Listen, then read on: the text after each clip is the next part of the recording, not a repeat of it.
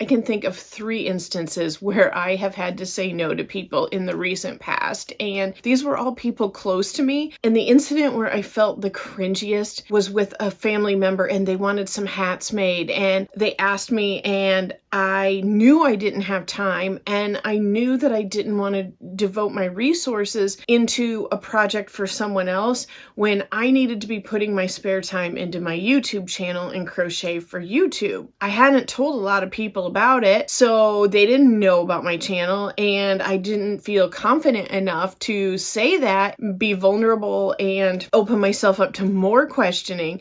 And I kind of just was like, no, I can't. And she asked why, and I said, I don't have time, and then kind of tried to like slink away back into the bushes. I don't know if you have felt like this before. If you have and you need some help saying no, then I have got a video that I want to share with you today. And I think this is something important to talk about. I had another incident where a close family member had asked me to make them a blanket. You know, it probably wouldn't take forever. I will put an image up here so you can see it. I found this image off of Pinterest.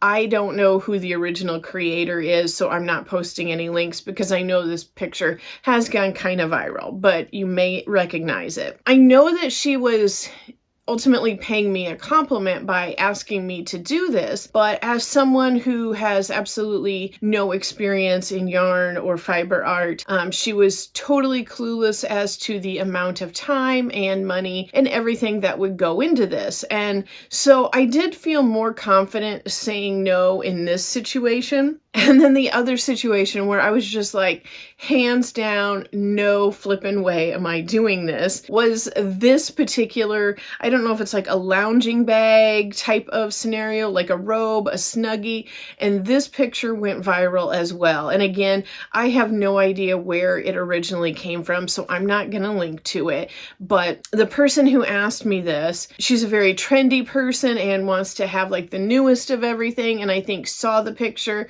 and was like, oh, I know someone who can crochet. This would be a lot of yarn. And again, I haven't looked at the pattern, but upon seeing the picture, I was like, immediately no. Keeping in mind, I was just guessing, but I just flat out told her, I'm like, you realize this would be like $200 in yarn, and this would probably take me 2 or 3 months to do. And she was just like, oh, and again, someone who isn't at any way in the fiber art, so she had no idea on that one. But there's definitely a point when we as crocheters, or knitters as well, need to know how to say no to people we care about. It's important to have boundaries, be able to prioritize projects of what you want to do, and we can't just keep fulfilling the needs of everyone else and not setting those boundaries. But it's hard when it's people we love and people we care about. I'm not going to touch on like commissioned or paid work. That's a whole nother subject that I don't really know much about. But since I've had some friends and family confront me,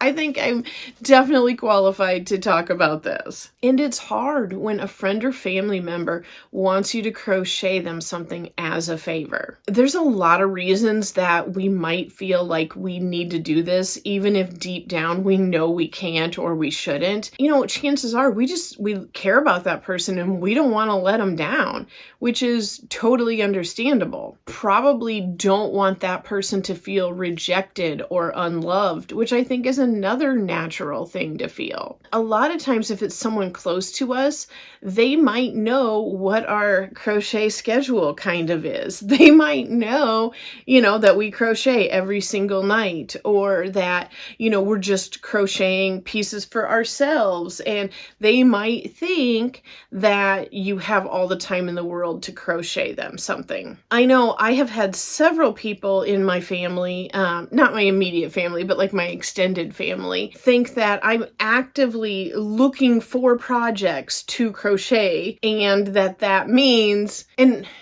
yes, I am actively looking for projects to crochet, but I guess I mean it in a sense of they don't always understand that we like to do certain pieces and we like to do certain types of project with certain type of yarns. We aren't just here to absorb all of the patterns that come our way, and we're not looking for any type of project just to fill our time with crochet. I hope that makes sense. And if we say yes to these projects, especially if we say yes begrudgingly, numerous problems can go wrong. Number one, you can feel like you're betraying yourself or letting yourself down because you knew you shouldn't do the project. And I think ultimately that does the most harm. But a few other things that can go wrong is whatever that pattern is that they're bringing you, it could be something that is above your skill level or is something you have no experience doing. So by agreeing to do a project that you're really not well equipped to do, so if you've never done an amigurumi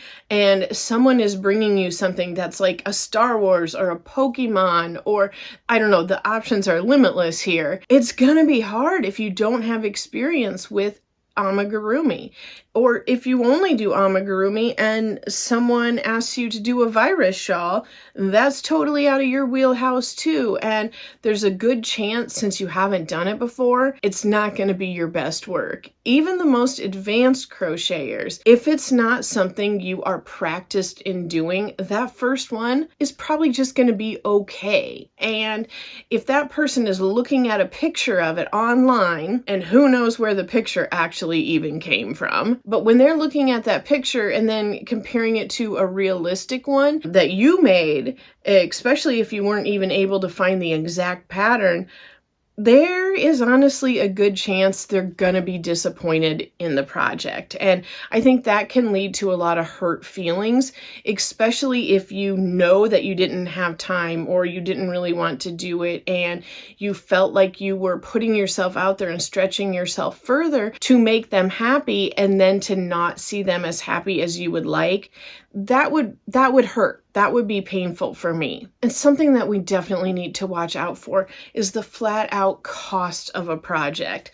Like when I told my friend that her lounging robe sleeping bag thing was like $200 in yarn. The reality is we can't always do every project for everyone based on costs. We all have different expenses at different times. And even if you've got a great yarn stash, there's a good chance you don't have the yarn you need for whatever project it is that person is wanting. I know for me, like it would be hard for me to accept money from my daughter to go buy yarn for a project because she's my daughter and I want to do things for her. And, it brings me joy to make her things. Realistically speaking, if there was something she really wanted and it was $100 in yarn, I don't have $100 a month yarn budget. So that is something where I can't put myself out there and just absorb the entire cost of a project. And you shouldn't have to either. That's something where if you're not fully explaining to that person what the actual cost of it is, they have no clue. We have all seen different like Instagram reels or whatever where, someone offers you $10 to make them an entire sweater and they think that covers the yarn and the labor.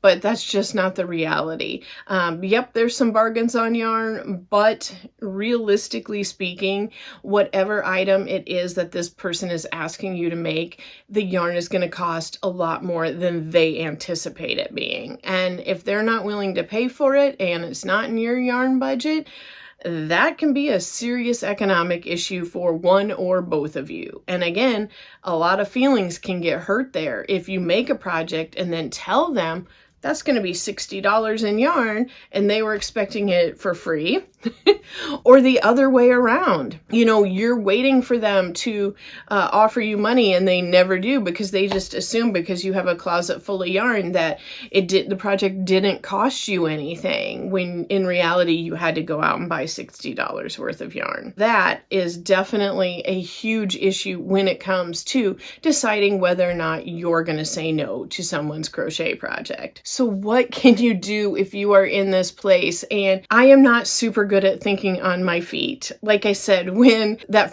family member had asked me about the hats and I was just like, that was not a great response. I wish I would have had something a little bit more planned out. I wish I would have known a little bit better what I can do. The number one, I would say, thing to say is if you are a little bit surprised or taken aback and feel a little bit flustered because you know you'd want to say no, but you don't know how to say no, is basically to ask for more time to make the decision. And, who can get mad at you for that? And how I would do this is also a little bit more of like a qualifying question or like a filtering out type of question. I would say, I would have to look and see what else I've got going on with projects. Can I have more time, and can you let me know the details of the project so I can make a better judgment? Can you send me a link to the pattern and what you're thinking about for yarn so I can figure out what the costs would be and figure out how much time it would take this and see if we could even really get it done in the time frame you're looking for. And that is a great way to push off that decision, but also let them know that there's other factors and it just isn't a matter of whether or not you love them enough to make that project. And hopefully by them looking and finding the actual pattern, they'll see that there is a cost for a pattern many times. They might find out it takes 14 balls of yarn, which they thought it would be like one skein of yarn, and that was it.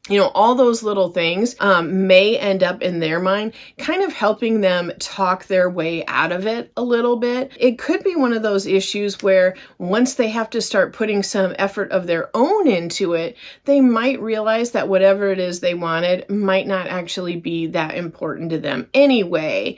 But when they thought you were doing all the work, they were all for it. So that is definitely be my go-to in the future. And I think that's great for all of us just to kind of have on reserve. It buys us more time and it helps put things in perspective for the person asking for it. If they actually send you the stuff, you can really look at it and decide if those things are worth it, because you could then tell them, I can make this, but I'm not going to be able to make it until after school gets out and I have more time this summer. Is it fine if I don't start it till June?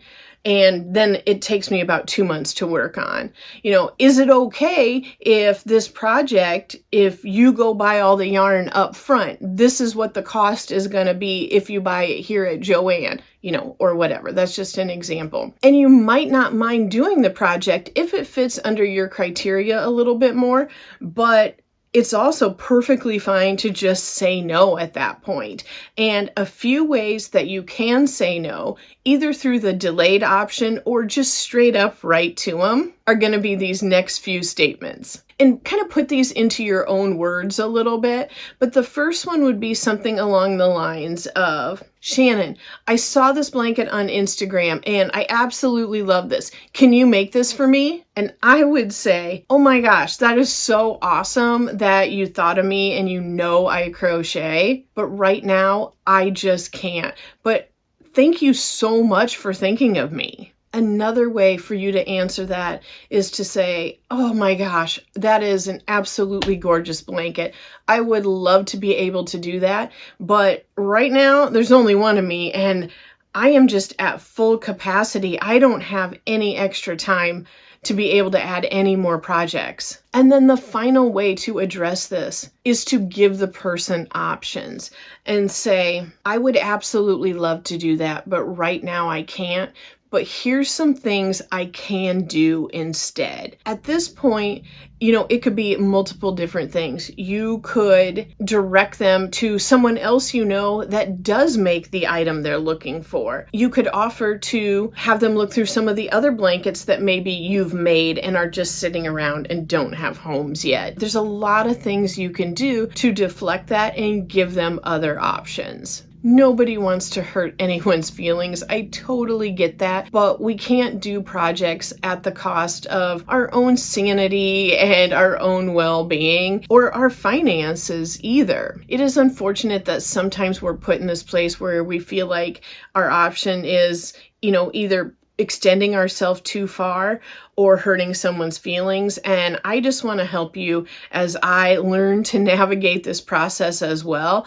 If you have any other ways that you have gently let people down, I would love for you to write it down in the comments and let me know and anyone else know. Like, how are you able to do that and feel good about saying no? Have that person walk away also feeling good about it. Because setting boundaries and saying no are very important. The more people in your life that know you crochet, the odds of this happening are greater and greater. I am super glad to be back on schedule, and I am looking forward to talking yarn again with you soon. Bye!